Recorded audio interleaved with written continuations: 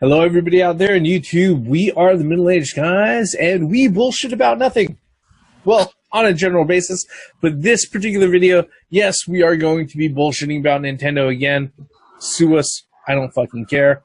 Let's go ahead and let's get the introductions out of the way. I am the Reverend. The theme here. And I'm Grey Mouse 1. Now, Nintendo, for all the success that they've seen throughout the last few months with the release of the Switch, the 3DS isn't slowing down. It's still, guess what? It's still sold more than the Xbox One and the PS3. So, and it's making Nintendo a lot of money. And with all the things that are going on with Nintendo, and also with their forays into mobile being mostly successful, except for a little faux pas with Mario Run. From what I've seen for Fire Emblem Heroes, they didn't make that sort of mistake in everything else in the mobile scene. You know, Nintendo has been rather successful as of late. And guess what? Majority of our videos, and I do recognize this, and I'm going to go ahead and put this disclaimer out now, you know, over the last year have been pretty positive whenever we go ahead and talk about Nintendo. And, you know, I have to say that it's not just us being nostalgic fans. It's us being very honest and positive about their position in the gaming industry. However, that particularly kind of changed, and that shifted with two particular things that happened this last week for Nintendo.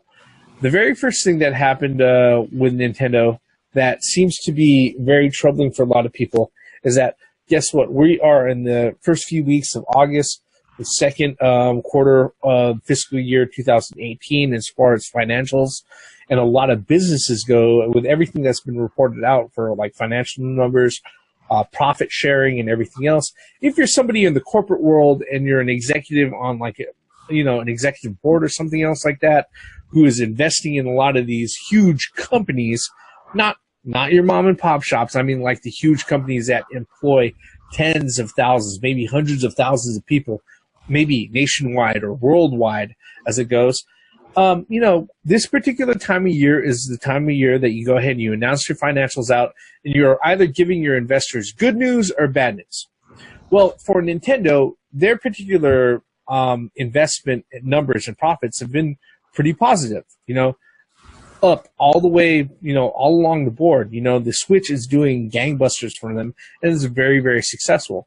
However, you know, if you're somebody who's looking for a Switch, who's outside of that particular bubble, you know, somebody who wants to go ahead and try to buy one for yourself, or if you want to go ahead and scalp it off on eBay for $600, I don't know who you are. You know, it's really hard to go ahead and walk into your local Walmart and pick up a Switch, or walk into your local GameStop and pick up a Switch. Nintendo has gone out of their way, and they've assured everybody that they're trying really hard to make sure that there is a regular supply, especially with the big games that are coming up. However, this is not going to be very easy for them, especially considering that Japan Display Incorporated, which is the primary supplier of their screens, is actually on the verge of bankruptcy. JDI Incorporated went ahead and they released out their quarterly earnings and their quarterly reports and financials, and they reported on their last, you know, public investor meeting, their last financial call, that they're reporting a net loss of $240 million. Okay. That's $240 million. Now, what this really entails is that this is the reason why it's really important, okay? When you have a Switch, Grey Mouse, you got your Switch with you, right? Yeah, hold it up. All right. The touchscreen on that is a capacitive LCD screen on it, and that compromises the main primary mobile functions of the Switch as far as the touch functionality and everything. Well, Nintendo primarily goes through one single supplier to go ahead and actually manufacture those screens. That would be Japan Display Incorporated, okay?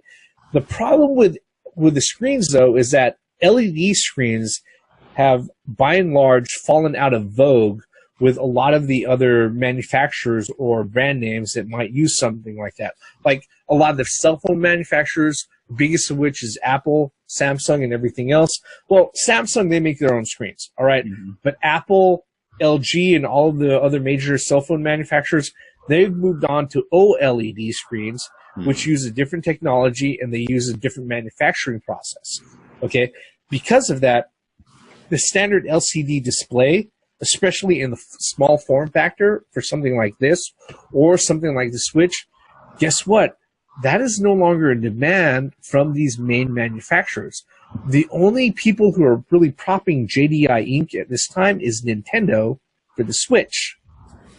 And when you only have one OEM manufacturer going ahead and handling and providing your main source of revenue in comparison to all the other OEM manufacturers out there in the world, whether it be Apple, LG, Nokia, or all the other, smartphone developers or tablet developers that are out there, it puts them in a really tough spot. Because of that, this may actually influence Nintendo's supply for the Switch inadvertently, where, guess what? It's going to be really hard, even if Nintendo does have the open production lines to go ahead and build more. What are your thoughts on this particular issue, guys? I know it's kind of a roundabout global ecosystem, corporate, synergistic fucking relationship type thing that maybe people may not expect from us here on this particular channel. But considering that we're all connected, especially through the internet, we have access to these particular pieces of information, and we can see that this may mean really, really bad things for people who are hoping to get a Switch in the future. Floor is open, guys. What are your thoughts? Well, this kind of means that I won't receive a Switch for the next 3 to 5 years. I mean, it's probably what's going to be like that anyway, because you can't fucking find it. But this puts a damper on all of that. I mean, damn, they only going through one manufacturer, and then next thing you know, something happens. Something like this happens. So, yeah, it's wow, damn. That's all screwed up, especially for people that were initially thinking that they were going to wait and then they were going to get this thing later. Now that's jeopardized at this point because can't manufacture the whole screen itself, can't make this thing, can't bring it out. Gray Mouse, what about you? What are your initial thoughts? It's funny. It's like this is the second thing that's going wrong for Nintendo. First, they're sharing a chipset with Apple. Can't get those in time anymore because Apple's coming out with their iPhone 8 or whatever it may be here in the next couple of months. And now this with their screen, it's like, wow, it's like Nintendo keeps, getting hit in the face. But it doesn't really surprise me, to be honest, because I've been around long enough to know that, it seems like a lot of these companies gravitate for one point of failure. It's always like that. They put one, meaning that they rely on one company to provide that particular part. There may be several companies that they provide to construct your Switch, but all those companies got to work in unison together to make the product. So if one company goes bankrupt and that's a major component to the Switch. Although you can put it in the dock, but you can't look. You have to have the whole. It kind of destroys the whole portable factor of the portable system. So it's really bizarre to me that companies back themselves in the wall or paint themselves in the corner with this. I mean, I would think that Nintendo, how long they've been in the gaming industry, would know better than to rely on one source for certain things. But I could understand too, is because maybe it's cheaper when you're doing one company. It's you got to remember that the company is a company trying to make money. They're trying to get money out. So, and they want to keep their costs as low as possible to make, profit on their device or whatever they're selling you. So, yeah, I mean, I can understand from a manufacturer or standpoint. But again, it goes down to that old thing that gets you every time: supply and demand.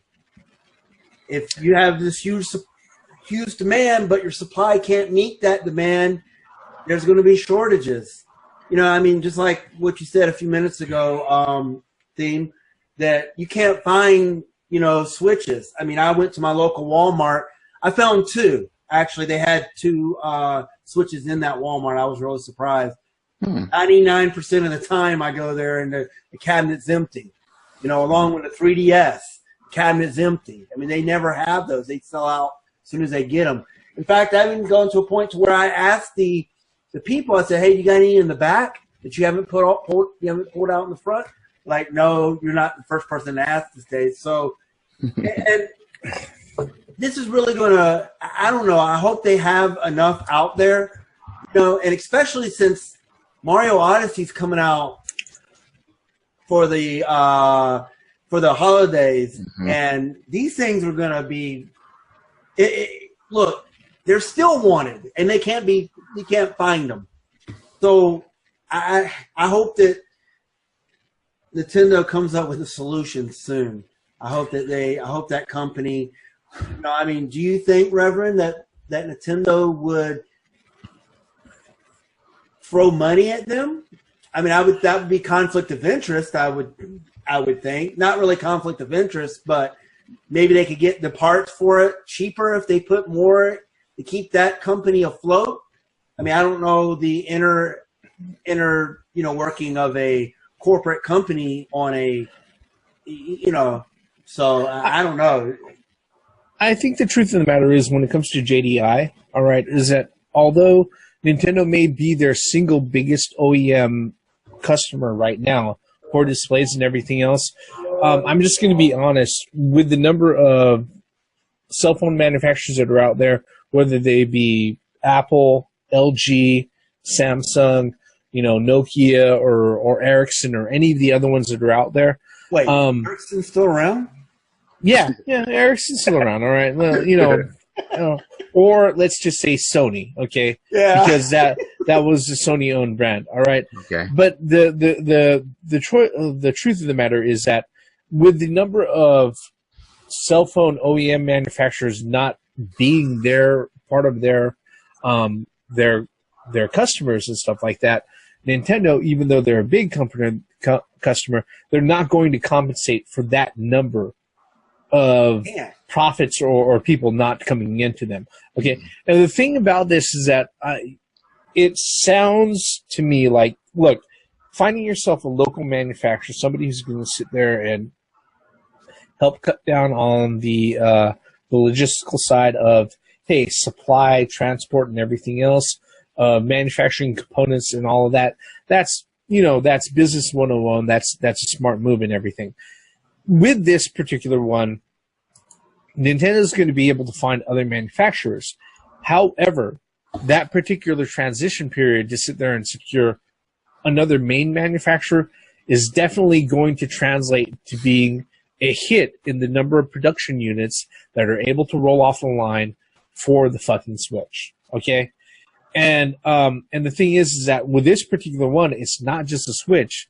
It's also the 3DS and the 2DS. The new 3DS. All right. Yeah, and the thing is that, with the 3DS and the new 3DS and the 2DS, I'm not going to worry so much about those, because as far as their hold on the particular market, there's already over 60 million of those things out in the world. Okay, guess what? They already have a very solid hold in the market. And let's just be honest. How many years has it been out? It's already been out for almost 5-6 years. Guess what? That particular piece of hardware is going to be cycled out sooner or later. All right. So when it comes to the Switch, though, like Graymel's pointed out, you have Super Mario Odyssey, which is coming up. And look, with or without Super Mario Odyssey, Christmas time is the biggest shopping time of the year when it comes to retail, all right? The Switch is still an item that is subject to the rules of retail. And if you don't have that many out there, or you don't have the ability to go ahead and manufacture that many, that means really bad things come Christmas time if you're somebody who's trying to make money. Yeah, I don't think they're going to make it like this holiday season. What people forget too is that the Switch came out in March, so this will be the first holiday season with Switches on the shelves. So you damn right that people are going to be pulling these things off the shelf left and right come Christmas time. Yeah, I think the thing is though is that considering the position that Nintendo is in right now, and considering that they can find other manufacturers who can go ahead and build, comparable components, all right, comparable manufacturer components to go ahead and supply the Switch with, that's not going to take too much time for them to go ahead and do that. Yes, it's going to produce a lull in the production of the Switch, all right, and yes, that is going to go ahead and influence things coming out for the holiday time. The one thing that I have to go ahead and point out is it going to mean, doom and gloom for them?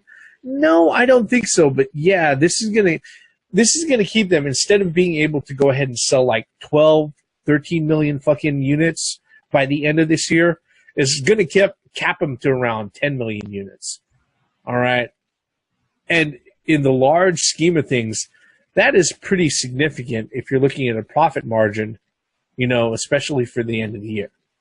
Well, you mentioned earlier that Nintendo can bring, some what do you call it, Samsung or LG on board to make these things. But isn't this part of it? Isn't this proprietary? It's the same thing as like you could say with the chips that are shared with Apple. That's not really proprietary chips. I mean, they could just move on to a different. Okay, so. You know what I mean? They could go on. I think there are AMD chips in here, right? Correct me if I'm wrong. Well, no. The thing about it is that with Apple, it was all about the NAND memory chip, the actual storage for the system on board. With this particular one, it's not so much that other manufacturers won't be able to make LCD screens. All right, it's just generally speaking, the whole industry is moving past LCD screens. Okay, they're moving on to LED and OLED screens. Okay. Though the technology is cheap enough and it's prolific enough out there, whether or not it be cell phones or TVs or computer monitors or anything like that, that they're moving past that. It's gotten to the point where LCD screens, if they're really, really cheap, but when it comes to what the difference in quality to the actual product, the end user product, and everything else, it's very nominal as far as the actual cost goes. So a lot of manufacturers, by and large, are moving to LED screens. Okay, that's just how it is right now.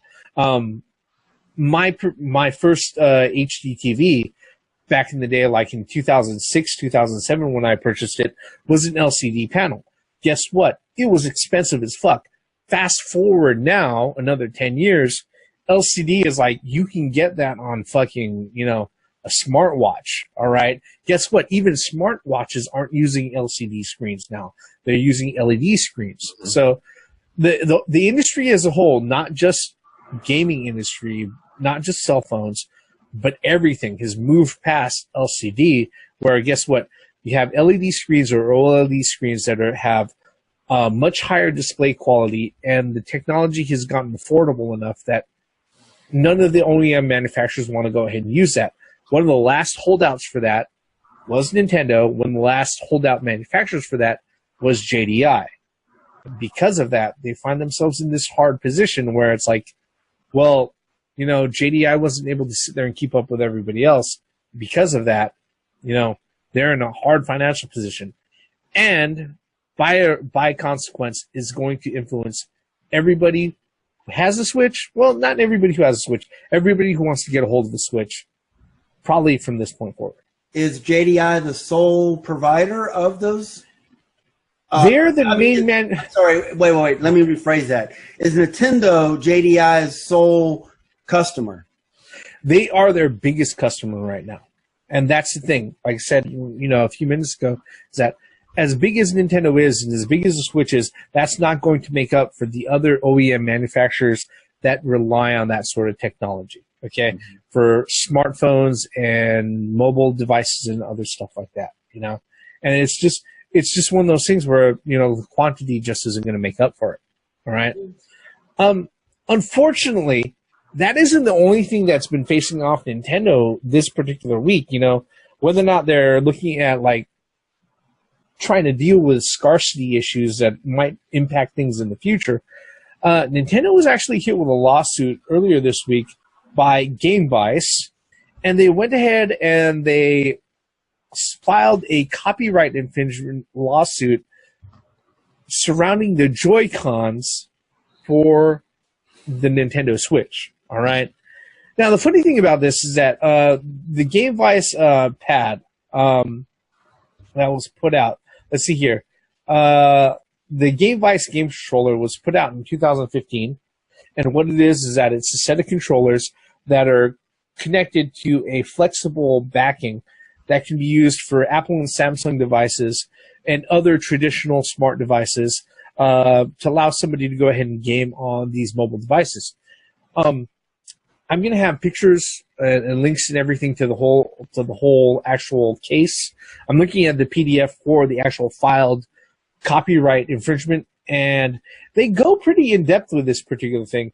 A long story short, they are pretty much claiming that Nintendo either advertently or inadvertently has infringed on their patent for these particular controllers, and they are suing Nintendo, asking for a cease of sale.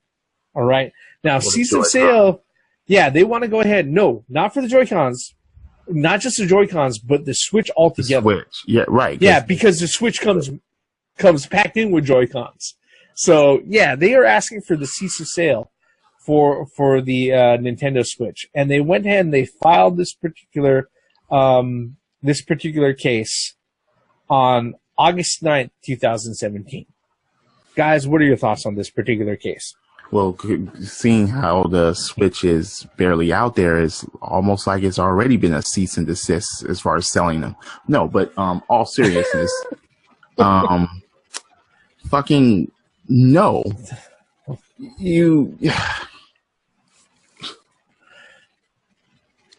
I can't even gather my thoughts about this one because... So let me ask you a question. Who's this company? This is Gamevice, and what they do is... I ask you again. Who's this company?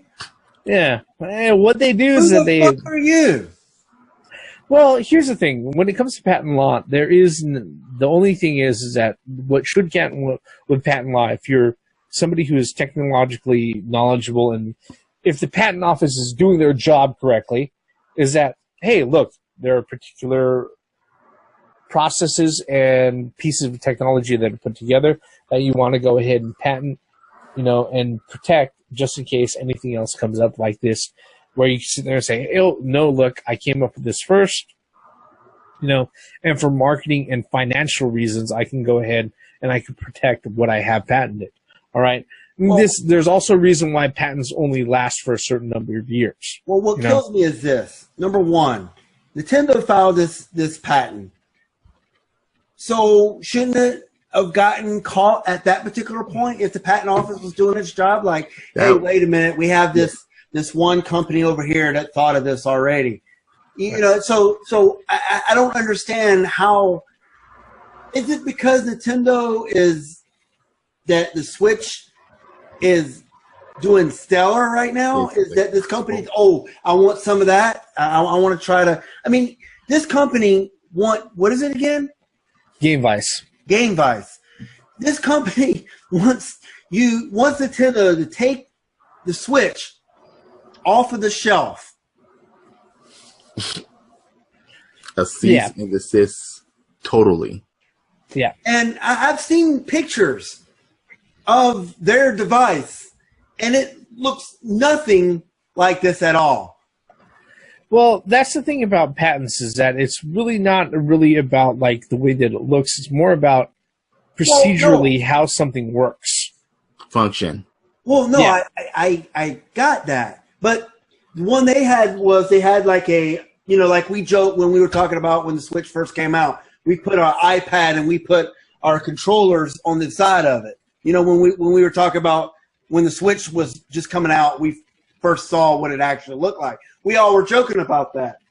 But I mean, does that company have gyros and all that stuff in these devices?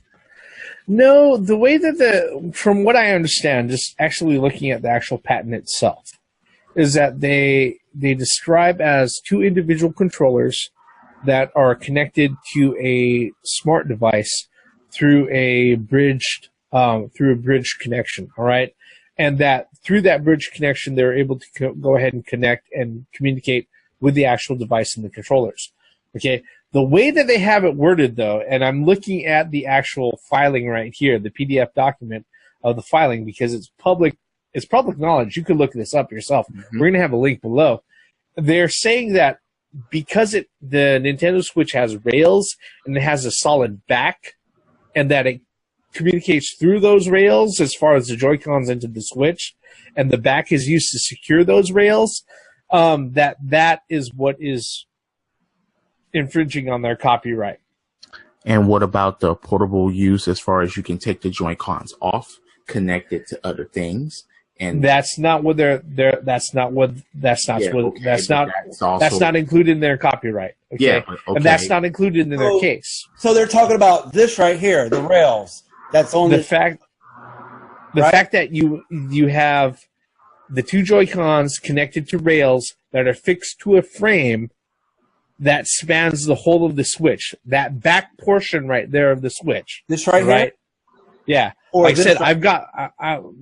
No, not everything on that connects the backside of the Switch, because you see that's obviously fixed to the Joy-Cons too via the rails.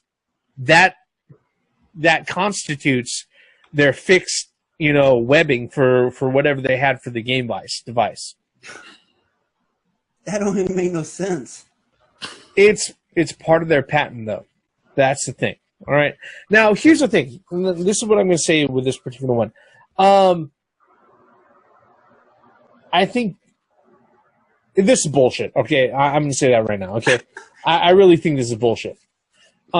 Not because there's a thing with patents and everything else is that, look, okay, when Sony, when news came out that Sony had patented a portable device that looks something similar to the Switch, people were yelling copycat all over the fucking place. Yeah. Not knowing that if you looked at the dates of the patent, that they actually filed the patent before Nintendo filed their patent for the fucking Switch, which was known as the NX back then. All right, so, just saying. All right, but the thing about that is that even before that, back in 2013, there was the Razer tablet device that was put out that completely predates all of this by fucking years. Okay. Since then, the number of controllers that have been available to actually be used to hook onto either a phone or a fucking tablet, there are multiple of those that have come out since 2015. So why the hell did Gamevice go ahead and go out of their way and single out the Switch? Because the Switch is successful. Yeah. Exactly. That's my point. And I think that's one of the things. And the thing is that, if Gamevice wants to sit there and get into like a litigation war with Nintendo, which has a lot of experience with a lot of this stuff, they haven't won everything that relates to like copyright infringement. In fact, they lost the lawsuit that was filed against them for the 3D technology on the 3DS. Yep. Okay. But if you think about that, it kind of makes sense that they released out the 2DS XL. Yep. Which doesn't have that at all. Okay, yep. So guess what? The thing about that is that when they lost that lawsuit, they didn't lose a lump sum of money. They had to pay a percentage of all the sales of their units going forward. It makes sense that they're going toward the 2DS XL now. All right. So I mean, this particular thing, I'm just an armchair analyst. All of us are armchair analysts and commentators on this. It sounds like bullshit. But, God knows that Nintendo doesn't need more fucking, outside external stumbling blocks to keeping the Switch on the shelf. This is about as stupid as fucking trying to copyright or trying to patent the word candy or the word react or the word chocolate. You're like, Yeah, I'm throwing stabs, but my point still stands. This is retarded. It is retarded, but the thing about it is that we have to keep in mind that, unfortunately, the way that business litigation is set up, this allows for something like that. And even though, Nintendo may not have a hand directly in this, it's going to influence supply. It's going to influence the amount of units that they can go ahead and produce, especially leading up to this very anticipated and busy holiday season. All right. And that's something that has to be considered. The one thing that I got to say is that, somehow, some way out there, the haters are going to say that Nintendo's to blame for this. Should what? Like I said, somehow, somewhere out there, the haters are going to say that Nintendo is to blame for all of this. That it's their fault. I mean, but as Grey Mouse pointed out, as soon as Nintendo released like pictures, photos, patents shouldn't have been caught right then and there. Here's the thing, though. The patent office is not run by engineers. Okay. It's run by pencil pushers. All right. And there's a reason why, patent litigation is such a huge thing right now, is that's all handled by pencil pushers, bean counters, and law people. It's not run by engineers. All right. But really, at this point in time, what we really want to know, folks, is, what do you think about what's going on with Nintendo, the DPI situation, and this particular lawsuit? Is this something that's going to impact the way that Nintendo is going to be able to fit supply? I think it probably will, unfortunately. Even if it's just for a momentary setback, I think it's going to impact supply, which, that really, really sucks, because the thing is that all the detractors are going to blame Nintendo for it, even though this is stuff that's completely external outside their control. We really want to know what your thoughts are on it. Did we miss something? Is there something that we don't know? Is there something about this patent law that can be brought up that can make Nintendo lose? You can tell us that by leaving us a comment below. While you're at it, if you're so kind, go ahead and mash on that like button. And if you really like what we do around here and you want to stick around, hit subscribe, turn on those notifications, and you'll know whenever we put out something new. That all said, everything about this particular bullshit for Nintendo ends right here. I'm the Reverend. The Theme here. And I'm Grey Mouse 1. Once again, for the benefits of common sense, logic, and gaming, credits.